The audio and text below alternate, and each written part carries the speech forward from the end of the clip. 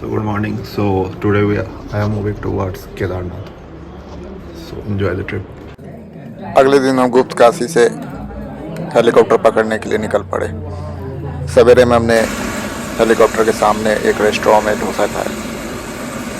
हमारी टाइमिंग 3 से 6 थी। गेट पर जाकर बात करने से पता चला कि हम 1 बजे अंदर आ सकते हैं और हमें जितनी जल्दी होगी केदारनाथ के लिए भेज दिया जाएगा। आर्यन एविएशन की प्राइवेट हेलीकॉप्टर थी जो कि गुप्त काशी से केदारनाथ। हमारी टिकट जो थी वो नाइट स्टे की थी। हमें संध्या 3 से 6 के स्लॉट में जाना था और प्रातःकाल 6 बजे के लगभग वापस आना था। हम जल्दी ही गुप्त काशी पहुंच गए थे क्योंकि जगह जगह बारकेडिंग हो रही थी, जिस कारण से आने जाने में काफ़ी समय लग सकता था। आर्यन एविएशन के पास आपको सामने ही होम स्टे मिल जाएंगे। अगर आपको हेलीकॉप्टर से जाना हो तो आप वहाँ होम स्टे में आराम से 1500 से 1000 के बीच में रह सकते हैं।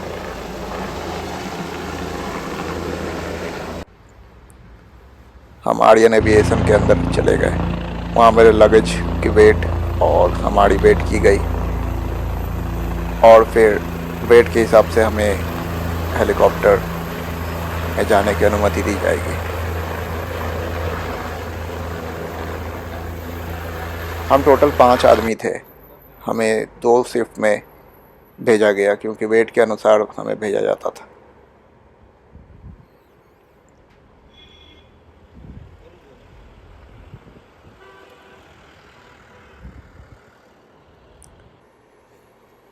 हेलीकॉप्टर का सफ़र काफ़ी रोमांचक था और आप ऊपर से पहाड़ और ट्रैकिंग करते हुए लोगों को देख सकते थे।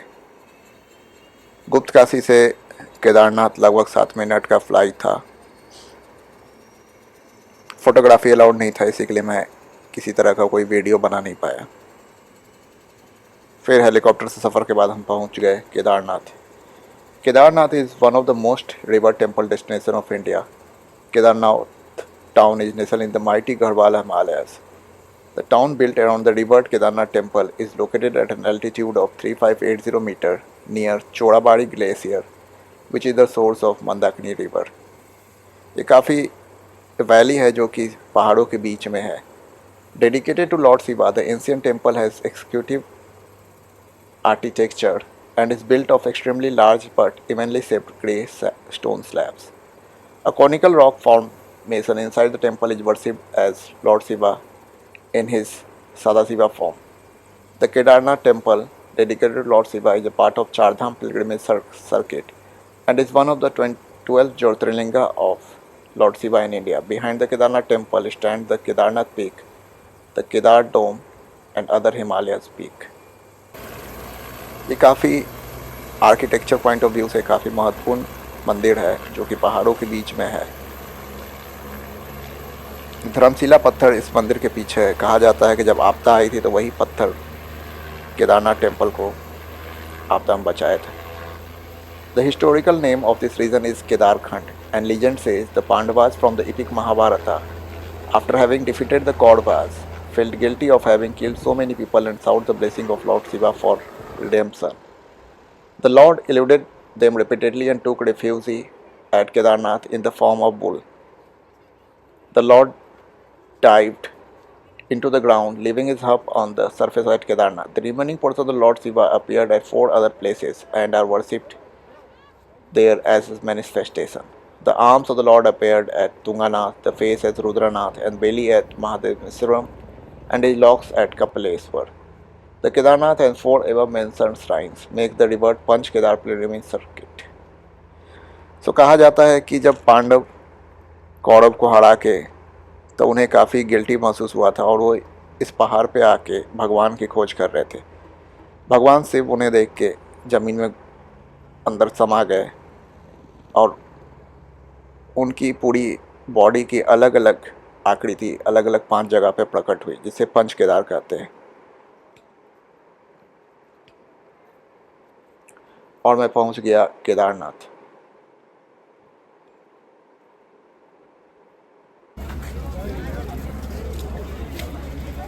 पहुंचने से पहले बारिश हो गई थी।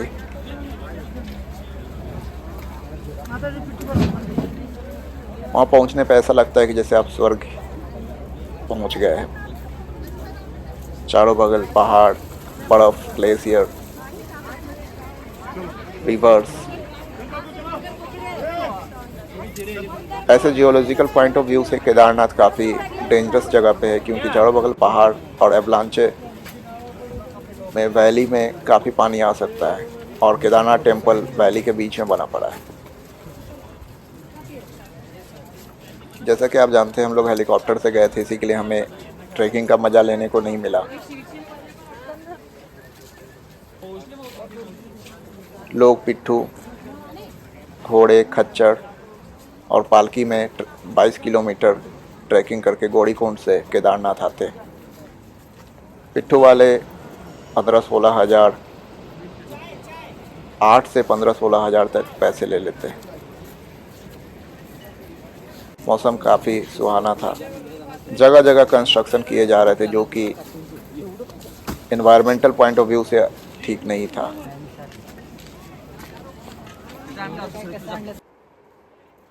नेचर इज़ नेचर्स क्रिएशन, जैसे है वैसे ही छोड़ देना चाहिए।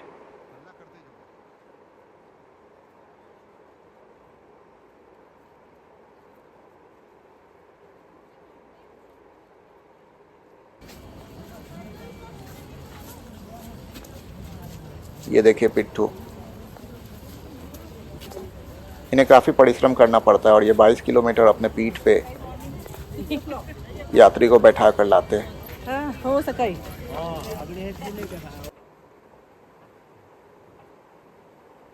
चारों बल बड़े बड़े पहाड़ों के बीच में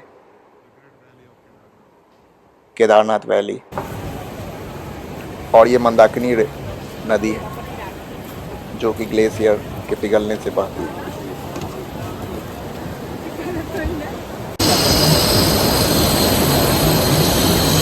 टीका तो लो। हाँ? टीका तो लो। बाबा का बड़े किस्मत वाला राजा। कहाँ से आना हुआ? पटना से। पटना के राजा, भगवान रक्षा करे। श्री केदार करेंगे बेड़ा पार। हीरा हीरा मोती नहीं चाहिए, कुछ भोजन सेवा। साधु के लिए भोजन का दान सबसे बड़ा दान होता है। कुछ बोल दो। अच्छा, भगवान तेरी रक्षा करे, जिंदगी में खूब बढ़ो, जो भगवान से मांगा वश मिले। अघोरी का वरदान। अघोरी बाबा से वरदान लेने के बाद हम आगे बढ़ चले। आपको केदारनाथ में बहुत ही अघोरी पंडित मिलेंगे। ये आपसे सिर्फ खाने मांगते हैं, भिक्षा में ये और कुछ नहीं लेते। ये अलग ही मायावी दुनिया है। यहाँ पहुंचकर आपको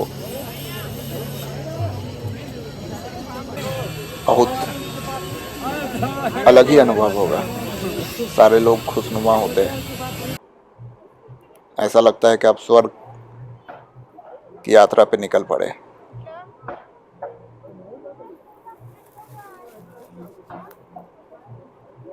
तुरंत में ही वर्षा, तुरंत में ही धूप।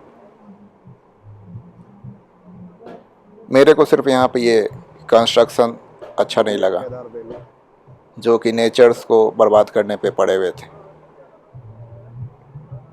लोगों को टेंट में ही या वहाँ बने पुराने छोटे छोटे मकानों में ही रात गुजारने में ज़्यादा अच्छा अनुभव होता है, क्योंकि डेवलपमेंट तो पूरे दुनिया में हो रही है। लोग केदारनाथ सिर्फ नेचर के करीब भगवान के पास जाने के लिए जाते हैं। सरकार को इस बारे में कुछ सोचना चाहिए।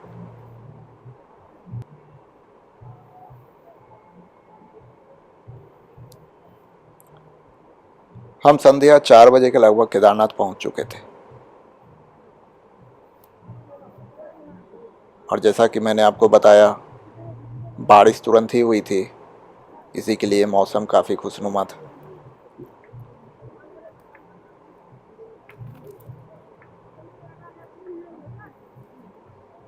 पहाड़ों के बीच में होने के कारण यहाँ पे पॉल्यूशन ना के बराबर था, और जैसा कि आप देख रहे हैं यहाँ पे हरियाली नहीं है, और ये काफ़ी हाई एल्टीट्यूड पे है, इसलिए ऑक्सीजन की कमी आपको थोड़ी बहुत महसूस होगी। आप थोड़े से चलने पे थके हुए महसूस होंगे। कहा जाता है कि आप कपूर सूंघ ले तो इससे आपकी ब्रीथिंग प्रॉब्लम कम हो जाती है। छोटे छोटे स्टेप्स ले और थोड़े थोड़े चलने के बाद आप रेस्ट करें तो आपको किसी प्रकार की कोई तकलीफ नहीं होगी। वो देखिए दूर केदारनाथ मंदिर नज़र आ रहा है। ये मनमोहक दृश्य देखने के लिए लोग 22 किलोमीटर ट्रैकिंग कर कर ऊपर आते हैं।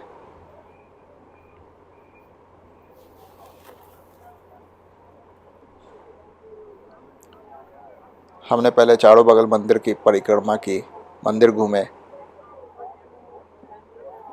ऊपर गए, शंकराचार्य की समाधि देखी।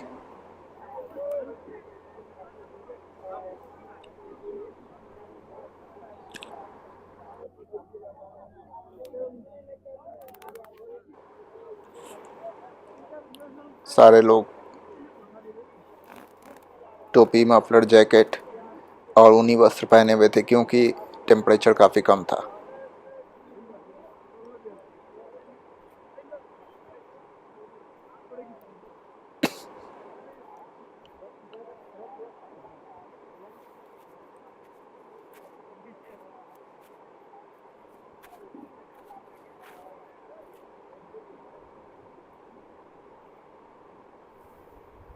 केदारनाथ मंदिर के पीछे काफ़ी भव्य हिमालय पर्वत थे।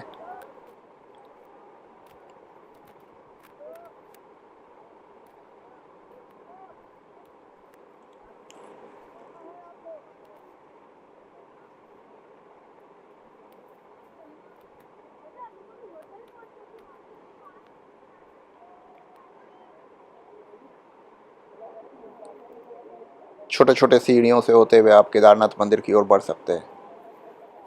सीढ़ियों के दोनों तरफ छोटे छोटे दुकान थे जहाँ से आप प्रसाद, माला, कीड़िंग आदि चीज़ खरीद सकते हैं।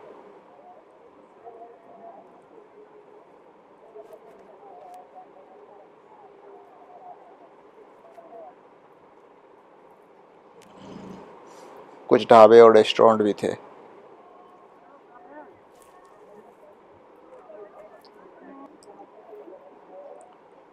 वहाँ पे पानी काफ़ी महंगा मिलता है, 80 से 100 रुपया 1 लीटर बोतल का। बाकी खाने पीने 100-150 रुपया में आप एक प्लेट खाना खा सकते हो। हिमालय के ऊपर सूर्य की किरण में हिमालय सोने की तरह चमक रहा था।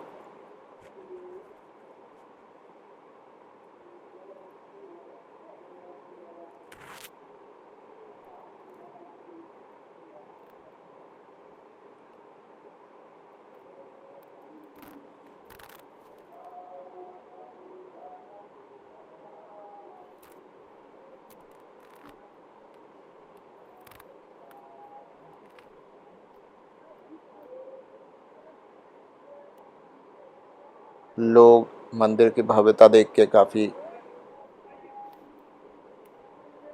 प्रसन्न हो रहे थे।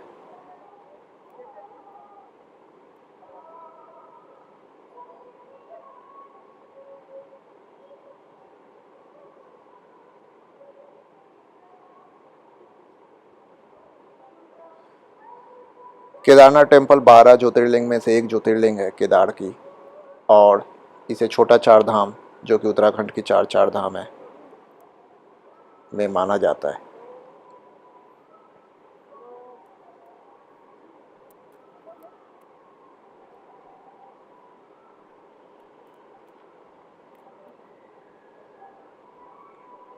आदि शंकराचार्य ने इसी स्थल पे आके 32 साल की उम्र में मृत्यु प्राप्त की थी।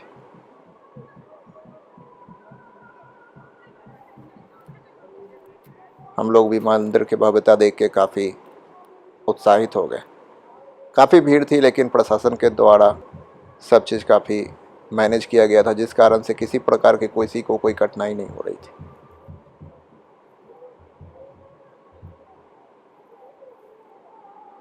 मंदिर को सामने से देखने के पश्चात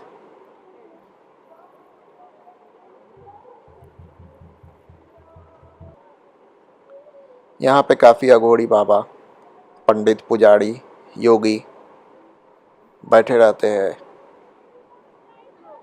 और दिन रात तपस्या करते हैं। पैसा बाद में लौट के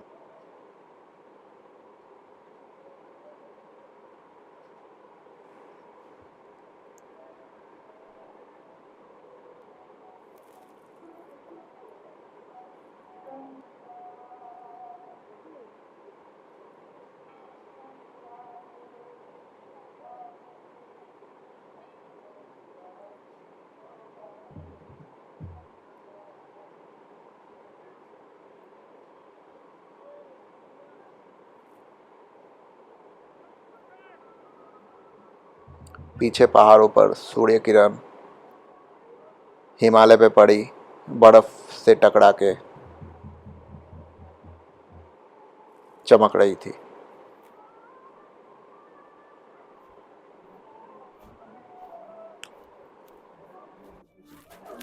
इस बर्फ से टकराई हुई किरण के चमकने को प्रक्रिया को एल्बिडो कहते हैं।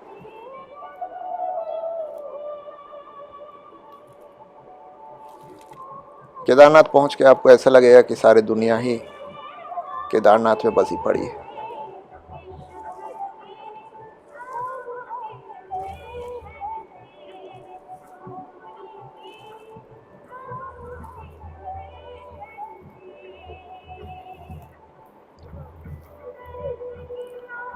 फिर हम मंदिर के पीछे की ओर एक रास्ता जा रहा था, उससे पीछे की ओर चल पड़े।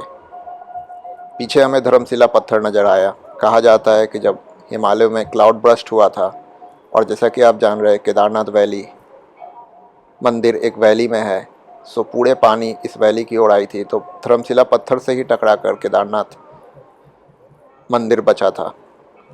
अन्यथा सारे पानी केदारनाथ मंदिर में आ जाती और मंदिर को तहस नहस कर देता। सो बनाने वाले ने इस प्रकार ही मंदिर बनाया था कि कभी फ्यूचर में इस प्रकार की आपदा में ये पत्थर मंदिर को बचा दे। पीछे बढ़ने के उपरांत हमें शंकराचार्य आदि शंकराचार्य की समाधि मिली। सो आदि शंकराचार्य के बारे में कुछ words. Lying slightly behind the Kedarnath temple is the grave of Adi Guru Shankaracharya, the saint who is said to have established the 4 sacred dhams in India that are an important pilgrimage for Hindus. The famous Hindu philosopher had attained nirvana at a young age of 32. It is said that Shankaracharya merged with the land itself. Visited by thousands of pilgrims, the Shankaracharya Samadhi is one of the most popular tourist attractions in Kedarnath. Legend has it that Shankaracharya came to Kedarnath in the 8th century and built the Kedarnath shrine and established one of his 4 mathas. A hot water spring believed to have been created by Shankaracharya is visited by his disciples to get relief from the extreme climatic condition in the area.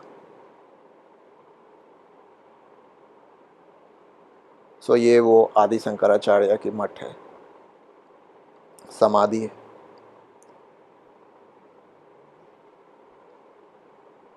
काफ़ी अलग तरीक़ा से बनाई हुई है। आप गोल round लेके शंकराचार्य के मूर्ति के पास पहुंच सकते हैं।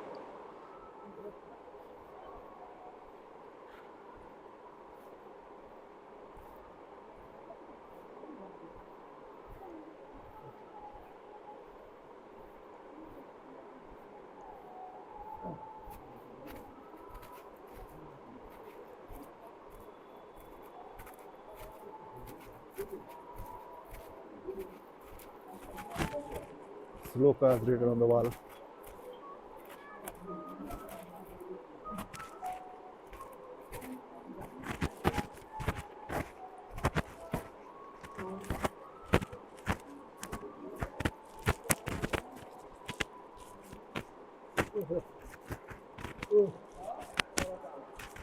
और ये है महान आदि Shankaracharya,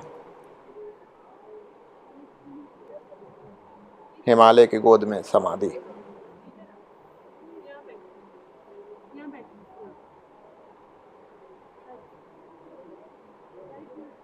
Excuse me. Thank you.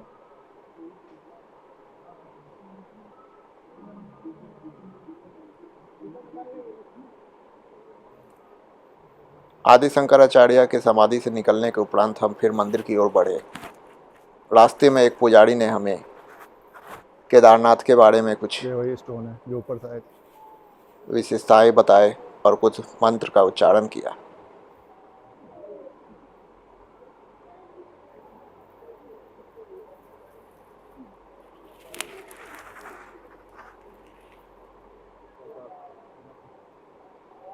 ये है वो महान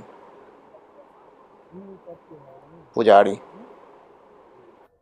वंदे देव उमापतिं शूरगुरुं वंदे जगत्कारणं वंदे पन्नगभूषणं मृगधरं वंदे शशाङ्कप्रियं वंदे देव चंद्रकलाधरं परिधरं ब्रह्मकपालांधरं गौरीवामांधरं त्रिलोचनधरं रुद्राक्षमालागलं गंगारंगतरंगपिंगल जटाजूटं च गंगाधरं वंदे शंभुं भवभयहरं सर्वलोकैकनाथं वंदे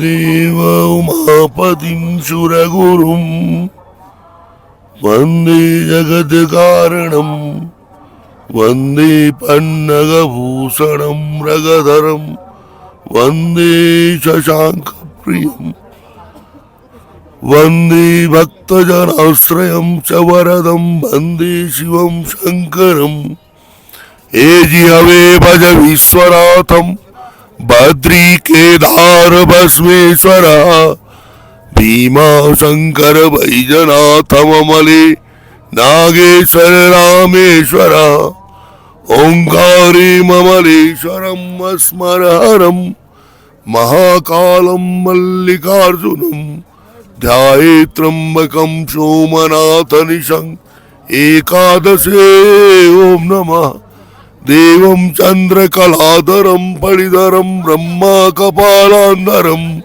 गौरीवामांधरं त्रिलोचनधरं रुद्राक्षमालागलं गंगाधंगतरंगपिंगलजटाजूटं च गंगाधरं नीलांगे भज विश्वनाथ सिद्ध सहितं सोमेश्वरच्छाकरं गंगा सिंधु सरस्वती च यमुना गोदावरी नर्मदा कावेरी शरयू महेंद्र तनया चर्मणवती वेदिका क्षिप्रा विप्रवती महाश्वर नदी ख्याता जया गंडकी पूर्णा पूर्ण जलय समुद्र सहितं कुर्वन्ते नो मंगलम। हे जी हवे भज विश्वनाथं बद्री केदार भस्मेश्वर भीमा शंकर वैजनाथममले नागेश्वर रामेश्वर शीतल मंद सुगंध हेम मंदिर शोभितम श्रीनिखत गंगा बहत निर्मल श्री केदारनाथ विश्वेश्वरम श्री केदारनाथ विश्वेश्वरम श्री विश्वनाथ विशंबरम हेम मंदिर भवन मंद सुगंध शीतल हेम मंदिर शोभितम श्री केदारनाथ विशंबरम श्री बद्रीनाथ जी सदाशिवम। ओम श्री केदारनाथाय नमः। ये जो केदार तीर्थ है, केदार ज्योतिर्लिंग 12 ज्योतिर्लिंगों में प्रधानता रखता है, सर्वोच्चता रखता है, प्रधानता। और यहाँ कैलाश बोला जाता है इसको। कैलाशे गिरि शिखरे कल्पद्रुम विपिने शिव कल्पद्रुम विपिने। तो ये कैलाश है, चारों तरफ बर्फ की पहाड़ियां हैं। और यहाँ जो भी मनोकामना लेके जो भी भक्त जिस श्रद्धा से आता है, भगवान भोलेनाथ श्री केदारनाथ बाबा जी उसकी उस मनोकामना को पूर्ण करते हैं और पूरे विश्व की रक्षा कल्याण करते हैं भगवान श्री केदारनाथ। बोलो श्री केदारनाथ बाबा की जय हो। बाबा की बात सुनने के बाद हम लोगों ने भगवान केदारनाथ की दर्शन की। दर्शन के बाद आरती का समय हो चुका था।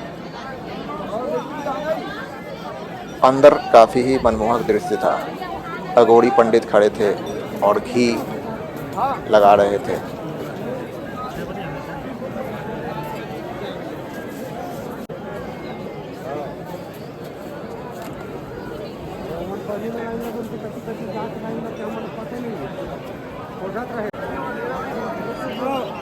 आरती काफ़ी मनमोहक था और लोग काफ़ी प्रसन्नता से आरती देख रहे थे।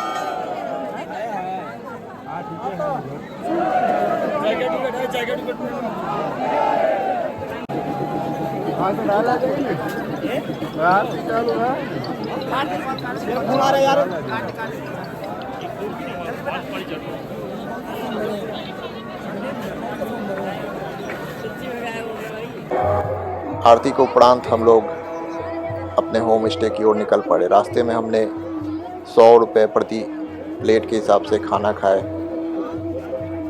रात्रि 7 से 8 बज रहे थे। हम होम स्टे में जाके आराम करने के लिए निकल पड़े क्योंकि सवेरे प्रातः 2 बजे हमें फिर से भगवान के दर्शन को वापस मंदिर की ओर आना था। सो केदारनाथ आप एक बार ज़रूर जाए। So please continue watching my next video for more updates on Kedarnath and Badrinath. Thank you. Have a nice day. Bye.